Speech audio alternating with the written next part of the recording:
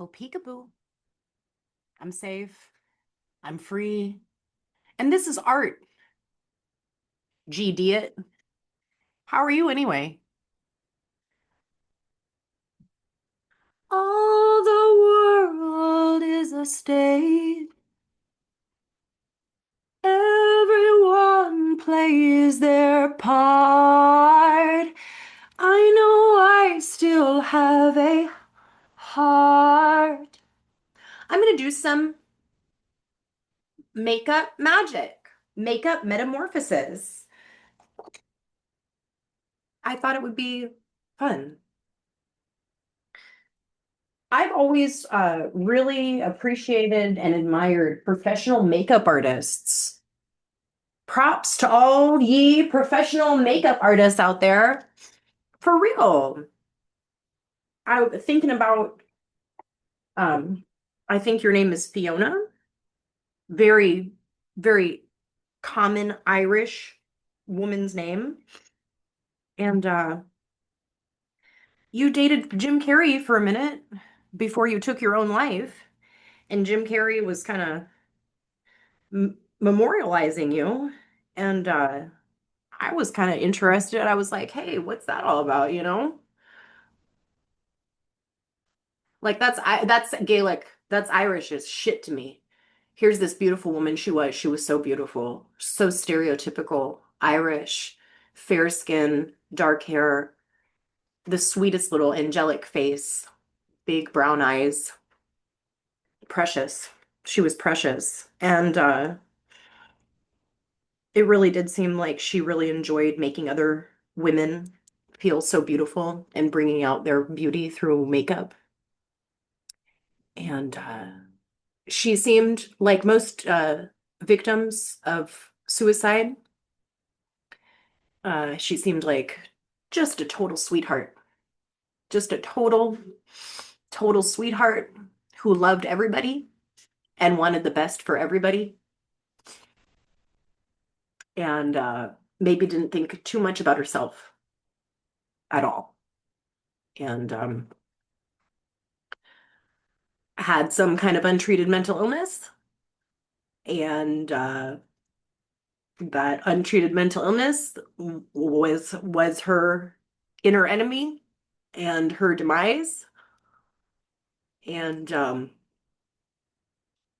she was Jim Carrey's girlfriend. And used to, Jim Carrey got so funny by tending to his mother, who had debilitating mental illness, bipolar disorder, manic depression. She was a really complicated soul, and Jim Carrey really loved her so much, and she loved all of her children so much. You know, she would be up in the middle of the night painting and being symptomatic of somebody with bipolar disorder. And then she would be in bed for weeks in the depression phase. And he would go to her and comfort her and make her laugh in her states of depression. So he was used to that. He was used to women with brains that made them feel really sad and out of place in the world, and helping them feel normal again and helping them feel okay again. And so, um, you know, he was probably doing that for her, you know. If Jim Carrey were my boyfriend, okay, that just speaks for the power of mental illness and how much it can take a person out. Seriously, if Jim Carrey was my little boyfriend, and I don't know what it was like. Maybe it was hard being Jim Carrey's little girlfriend, you know? Maybe it's not what it seems to be, you know? I don't know. I don't know. Jim Carrey, I want to be your friend. Like low key, I want to be your wife. And maybe you'll come around and you'll talk to me about all this. I hope so. So, no, but Jim Carrey, if you were my fucking boyfriend, I know that I have mental illnesses like limerence, OCD. I tend to be depressive. I can be hypomanic at times. So, I'm kind of your type, honey. I'm kind of your type, I think. And also I'm really fucking hilarious. Um, and dirty. And I think that you would really like me. Because I don't give a fuck. And I know that you don't either. And I feel a kinship with you around that. James. And I also loved you in Living Color so much. I was like, that man, that white man is like, I'm on his vibe. Cause like I'm with the Black Americans. That's how I felt as a child, you know? Like I was like, okay, I'm aligned with people like Jim Carrey, James Carrey. You were calling yourself James Carrey at that time. I was like, I'm aligned with white people like Jim Carrey because I'm pro-Black as a white person. And I want the world to know that. I want the world to know that. It's not that I'm not proud of my European race and my European heritage, but I'm not, it's not like a white supremacy shit, like for real. Like I'm really being Afrocentric, not Eurocentric for my whole life. But yeah, I think that that speaks for the power of mental illness. That even Jim Carrey and his love and his ability to transform pain and mental illness and depression into something fun and funny and normal and survivable. And she took her own life while with him. And I wonder if he, in a way, was sort of like, oh my God, like she's really, it's like you're really telling me something here. I don't know. If I were Jim Carrey, I would have some major conflicts. One of my very best friends from my childhood and all through my life, his father married a woman. It was his second wife, and she took her own life. She shot herself in the head, and she was on her husband's section of the bathroom when she did it. So she kind of took up his space in the bathroom, basically. And he was kind of thinking that that was sort of a thing. He was sort of thinking that she was kind of telling him something a little bit. Um, we don't know. We can talk about people that take their own lives and how many questions they leave behind and everything like that. I've also been really thinking about this man that I was limerent on. I think that he was limerent on me. I think it was some shit. There was some real shit. There was some real shit. And I think that he is like a sort of, he doesn't believe in himself. He doesn't believe himself to be a powerful deity, a divine being. And he uh, doesn't believe in his own spiritual tech skills and how they really did reach me and how they really did signal to me and how I really did respond. He doesn't believe in all that. He doesn't believe in all that. So I've got to let him go. And I know it's going to be kind of a lifetime thing. I know that he loves me. I know that he loves me. I know that he loved me and that he still loves me. And he's terrified of that. It's like he wanted it, but when it was really real in his face, he was like, holy shit. I don't really believe in all this good shit. I really don't. No.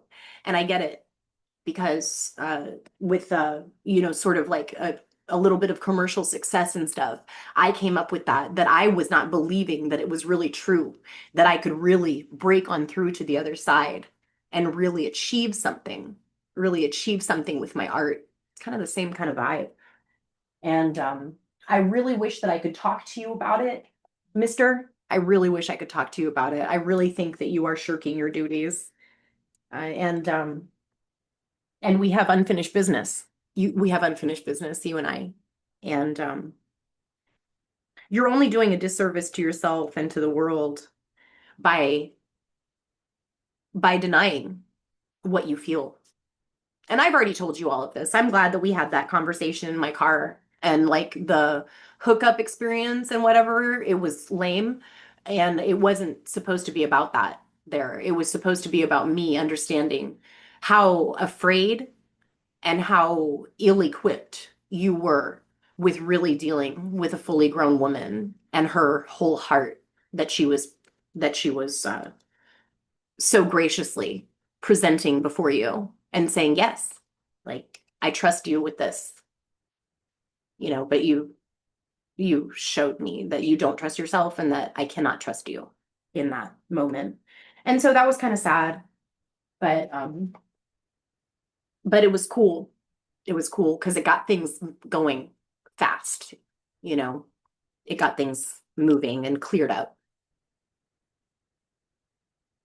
Yeah, you're not honest. If you played that song Confidence on the ride out to the job site and stuff, like that's a song about like you like being all into a woman who's confident and she's like not knowing that you're like so into her and shit.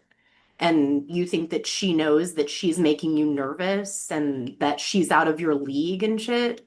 Like you're thinking about that type of shit when I'm going to try to do really good at this job and like all I'm thinking about is this job. Okay? And you were doing all that like in secret and shit. Okay? And I know now, but I just think it's bullshit that you're trying to act like that you didn't have any uh any agency in it, that it was all me, it was all my idea. I was the one that wanted you so desperately and stuff. It's like a whole thing. It's like um you know that you've got it. You know that you've got it ready to offer it up. Or maybe you don't. I think it's a thing like you're thinking of the real emotional and the real spiritual investment of loving, truly loving someone, and you know that she knows exactly what the fuck she wants and shit. I think it's like this huge, like, this could be the best fucking thing that I ever fucking did in my entire life, but it's the scariest shit because I do not know anything about the future. And it's just like life is just like that, you know? And so, as the aspiring entrepreneur, aspiring keyword, uh, you're not really ready. You're not really ready to actually take those risks that true entrepreneurs, not aspiring entrepreneurs, but true entrepreneurs are so used to doing, being out of their comfort zone, doing something fucking scary as shit because they believe in it. And I still believe.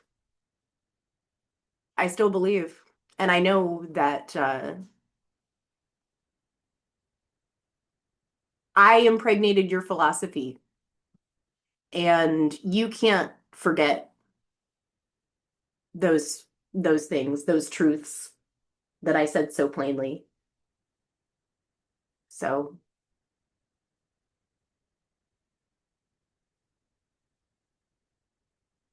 and I think also you come and visit me on a spiritual and emotional plane, and you're working shit out with me in that way because that's the way that you do, and that's the way that you can. So that's cool. It's really subconscious and it's really subtle. It's not like I have conversations with you or anything like that. I really, really, really wish I did. I really wish I did. I have to get better at putting makeup on faster. I wanted to do kind of like a quick metamorphosis from nobody into somebody. You know what I mean?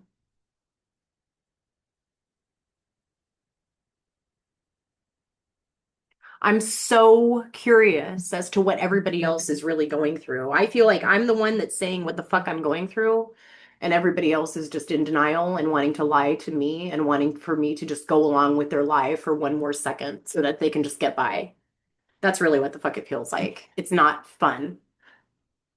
It's not fun. I feel like the only real shit is shit that people are doing online and shit. That's so hilarious.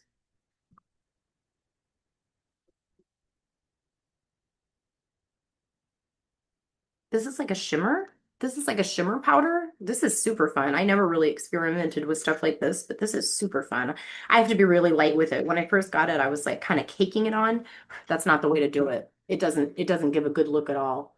Got to be really light with it, and then it just gives this like really subtle, natural, fun luminescence. And if you are one of the lucky ones to have these translucent hairs on the side of your face, honey, those pick up the light too. And then you don't even need this luminescence. And honey, you, me, and blah. We know a little bit about photogenicism. Um, I'm kind of out of practice with makeup.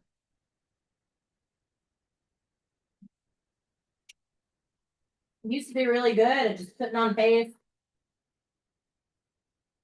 Always like to see women putting on their face. That's always really been something really cool to me. It's so ritualistic and it's so expressive and it's so subtle. And it's a time when a woman can consider herself a superstar in her own right because she is. I am so out of practice with liquid liner. Dude, liquid liner was my shit when I was like 15, 16. Oh my God. I feel like I built that shit. You're welcome, y'all. You're welcome for all the foundation of the liquid liner. You're so welcome. I'm just kidding. I know I didn't start shit.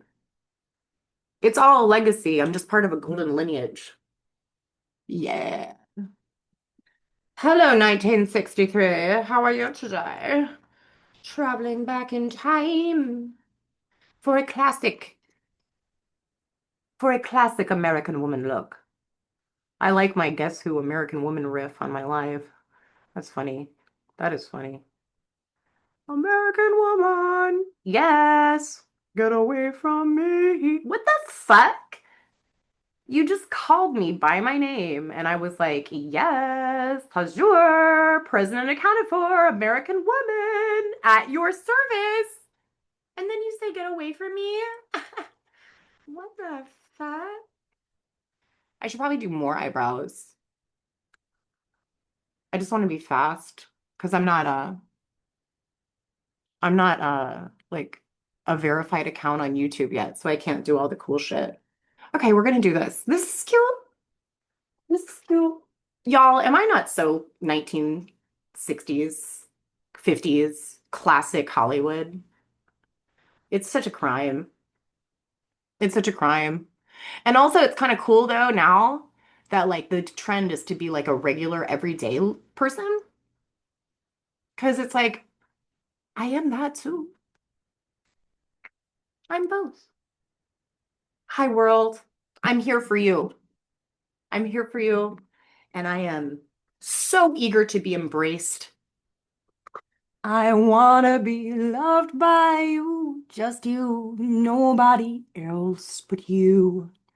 I wanna be loved by you alone. Boop boop be doo. I wanna be kissed by you, just you.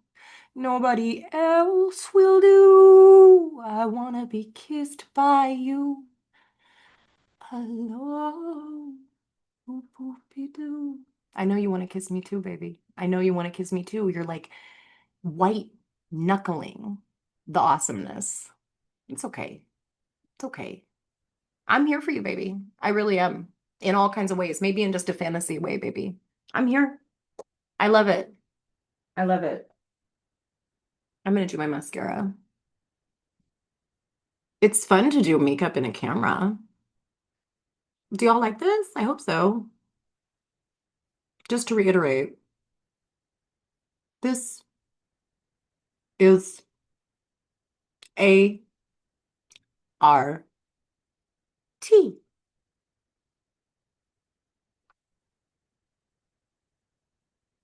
And the T stands for trouble, and it's the good trouble. Peace. I love you. Thank you. Metamorphosize yourself, okay? Peace. Nobody else can do it for you. I love you.